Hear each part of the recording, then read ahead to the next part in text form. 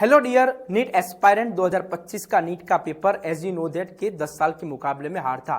लेकिन if you know the basic and NCERT things so you can easily solve this kind of question. 2025 में NEET में electromagnetic induction में से question आया था।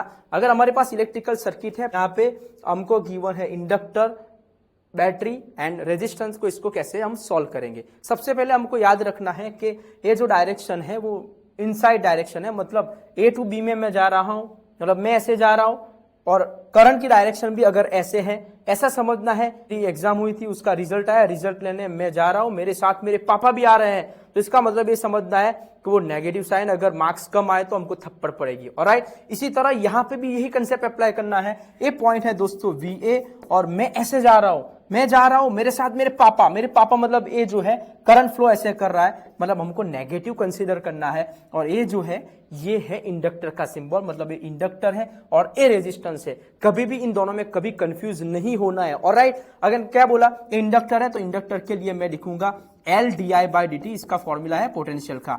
ऑलराइट, और यहाँ पे क्या है, बैटरी है, याद रखना है बैटरी प्लस है तो माइनस लिखना है, अगर माइनस है तो प्लस लिखना है। तो बैटरी प्लस है तो यहाँ पे हम लिखेंगे माइनस। माइनस कितने वोल्ट है, 5 वोल्ट की बैटरी है। और ये हमारा आ गया रेजिस्टेंस कितना फ्लो कर रहा है। एज वी नो दैट कि यहाँ से करंट फ्लो कर रहा है 2 एम्पियर कर रहा है, ओम्स लॉ लगेगा, दैट मीन्स ये हो जाएगा IR और ये जो होगा वो VB इज इक्वल टू यहाँ पे 0 कर देना है। अब सॉल्व करेंगे इसको। ये हमारे पास VA, what is the value of L, यहाँ पे है 1, तो यहाँ पे मैं लिखूंगा 1। और यहाँ पे क्वेश्चन में गिवन ही है, ये I/dt का मतलब होता है 1, इधर गिवन ही है क्वेश्चन में, और ये हमारा 5 आ जाएगा। और I की वैल्यू कितनी है दोस्तों, 2 है, और रेजिस्टेंस की वैल्यू कितनी है, इधर यहाँ पे 2 है, minus VB is equal to 0 होगा। ओके, तो यहाँ पे होगा VA, ये होगा -1 -5 2 इंटू 2 दैट मीन्स 4 माइनस, यहां पे मैं लिखूंगा